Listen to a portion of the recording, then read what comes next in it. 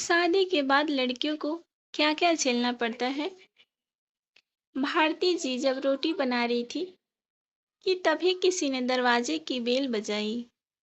बेचारी भारती रसोई घर में अपने हाथों में लगे आटे से भरे हाथों के धोने तक लगातार दरवाजे की कुंडी बज रही थी। वह लगातार बोल रही थी, थोड़ा रुको, मैं आ रही हूँ। अब इस उम्र में भाग कर जा भी नहीं सकती।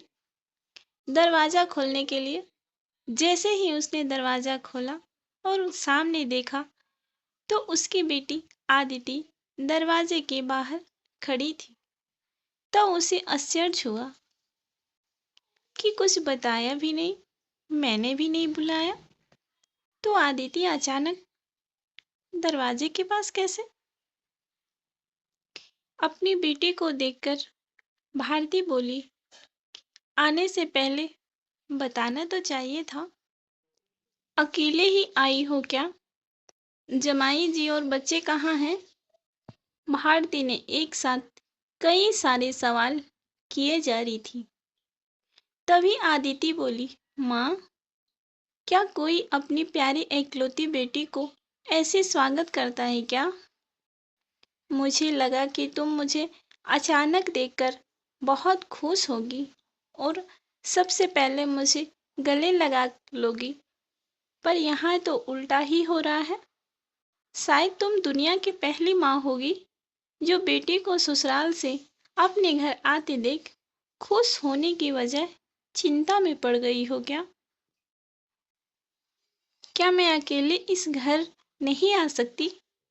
क्या हमेशा दामाद और बच्चे के साथ ही आना जरूरी है? बोलकर आदिति घर में प्रवेश कर गई और अपना सामान रखकर बोली, भाभी कहाँ पे है? भाभी जल्दी चाय नाश्ता लेकर आओ, आपकी ननद आई है। बहू घर पर नहीं है, अपने मायके गई है, माँ ने कहा। अच्छा, इसलिए तुम घर संभाल रही हो और खाना बना रही हो? माँ, तुम्हारी बहू के तो बड़े ठाठ हैं। बहू मौज से घूम रही है और सास घर संभाल रही है। देखो ना, अपनी बहू के आने से पहले ही खाना बनाकर रखा है।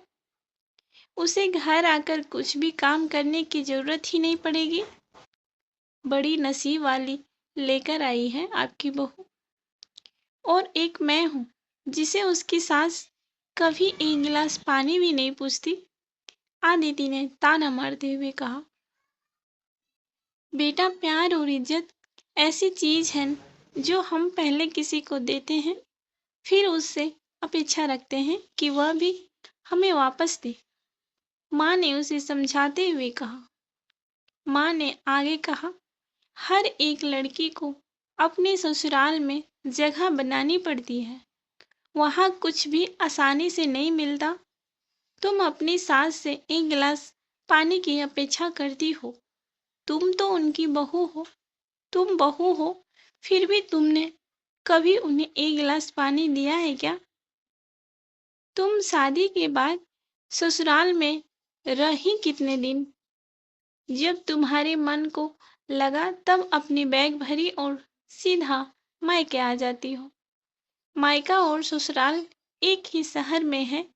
इसका मतलब ऐसा नहीं होता कि तुम जब चाहो तब मायका आ जाओ और चाहो उतने दिन रहकर वापस ससुराल चली जाओ।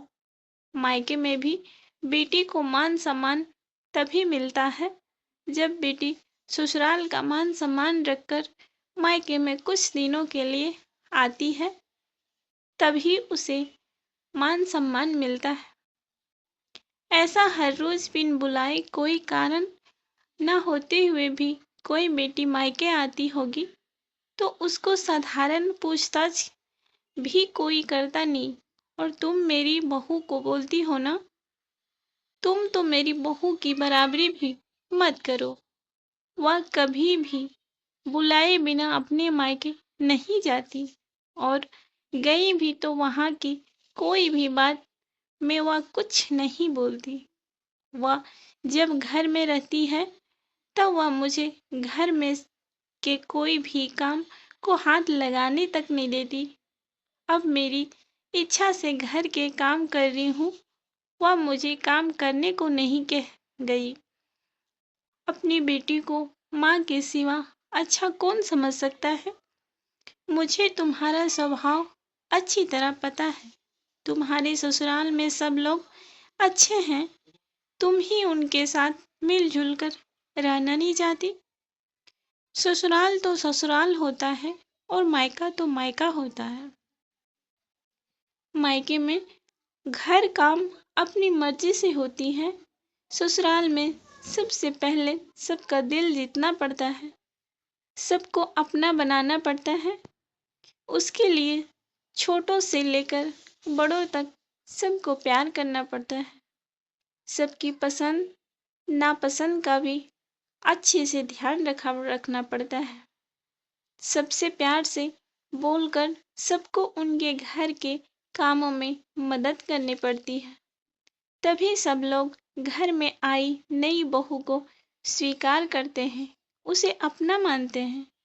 तुम जिम्मेदारी लेने के लिए तैयार ही नहीं हो, इसलिए रोज रोज मायके चली आती हो। यहाँ आकर भी वही करती हो। अभी भी बात देख लो, घर में कदम भी नहीं रखा, उतने में भाभी को ऑर्डर देना शुरू कर दिया। भाभी मुझे चाय नाश्ता लेकर आओ। वह व्यक्ति घर में है या नहीं, वह कैसी है, उसकी तबीयत कैसी है, वह पूछना भी जरूरी नहीं समझा तुमने। घर में आए मेहमान की मेहमान नवाजी होती है, पर उनका बर्ताव बोलने सामने के व्यक्ति को पसंद आए तो मेहमान नवाजी न मांगते पूरी होती है। पर तुम्हारा ऐसा बर्ताव मुझे ही पसंद नहीं आता, तो तुम्हारे ससुराल के लोगों को कैसे पसंद आएगा? तुम बोलती हो ना, मेरी बहू का बहुत ठाठ है, बाट है, तो वो बात सही है। उसने यहाँ हमारा दिल जीत लिया है और हर एक के दिल में खुद की जगह बनाई है। वो रोज रोज तुम्हारे जैसी ससुराल के लोगों के साथ झगड़ा करके मायके नहीं जाती। इस वजह से ससुराल और मायका दोनों जगह उसकी इज्जत होती है। जब तक उसे अपने मायके से बुलावा नहीं आता, तब तक वह जाती नहीं। आज माँ ने ही अपनी बेटी को उसके बर्ताव के दोष दिखाए, क्योंकि उसे लगता था कि अपनी बेटी को अभी नहीं समझाया तो वह उसे कभी नहीं समझेगी। तब तक बहू भी घर आ गई। उसने आदिति को देखते ही वह बोली, अरे दीदी, आप कब आई? मुझे फोन किया होता तो मैं जल्दी घर आ गई होती। इस पर आदिति बोली, नहीं नहीं भाभी, मैं वापस जा रही हूँ। अभी ही मेरी सास का फोन आया था, उनके सीने में दर्द हो रहा है, मुझे वापस जाना हो। वापस कभी यहाँ ए बोलकर आदिति अपना सामान लेकर चली गई। तभी उसकी भाभी ने उसे रोकने का प्रयास किया, पर उसकी सास ने ही अपनी बेटी को रोकने के लिए मना किया और अपनी बहू को बोली, बहू जाने दो, उसे पहले अपना घर संभालने दो, उसके बाद उसे मायके में आने दे। तुम भी किसी के नहीं बुलाने पर तुम्हारी मायके जाती हो क्या? तभी बहू भी समझ गई कि सास ने उनकी बेटी को जीवन का पाठ पढ़ाया। काफी महीने हो गए, आदिति का फोन नहीं आया था। वह खुद भी मायके नहीं आई, इसलिए उसकी माँ ने उसे फोन किया। शुरुआत में किसी ने भी फोन उठाया नहीं, फिर थोड़ी देर बाद फोन किया तो फोन उठाया, लेकिन आदिति ने नहीं, उसकी सास ने उठाया। तभी उन्होंने उनकी तबीयत पूछा, फिर दोनों की बातें शुरू हो गई। तभी बीच में ही आदिति की सास ने उसकी माँ को धन्यवाद किया। तब अचानक उनके ऐसे बोलने पर उनको कुछ समझ नहीं आया, इसलिए भारती जी ने वापस पूछा, आप और किसी के बात कर रही हो क्या? आदिति की सास बोली, नहीं तो। फिर आप धन्यवाद किसको बोल रही थी? भारती जी पूछा, आपकी बेटी आदिति बहुत समझदारी से बर्ताव कर रही है, सभी को अपना बनाने की कोशिश कर रही है, सभी की मनपसंद का खाना बनाकर खिलाते हैं, घर में बहुत आनंद का बर्ताव, वहाँ का वातावरण बन रहा है, कोई भी झगड़ा नहीं, जैसे स्वर्ग ही बन गया है मेरा घर। इसलिए मैं आपको धन्यवाद बोल रही हूँ। आपकी बेटी के अच्छे बर्ताव से यह दिन हमें देखने को मिला। हम बहुत धन्य हो गए हैं। पहले हमें उसकी तरफ से कोई भी अपेक्षा नहीं थी, पर आपने उसे समझा कर भेजा है और उसके स्वभाव में बदलाव आया। आज उसी आदिति को मायके जाना तो दूर की बात, फोन पर बोलने के लिए भी उसके पास वक्त नहीं है। वह अपने गृहस्थी में व्यस्त हो गई है। दोस्तों, सभी माँओं ने अगर अपनी बेटियों को ऐसा समझाया और उनको समझ आ गया तो किसी भी घर में झगड़ा होगा ही नहीं और कोई भी घर टूटेगा नहीं। तो फ्रेंड्स, कैसी लगी आपको यह स्टोरी? कमेंट करके बताइएगा। साथ ही इसी तरह की कहानियाँ सुनने के लिए हमारे चैनल को सब्सक्राइब कर लीजिएगा। धन्यवाद। आपको कहानी पसंद आई हो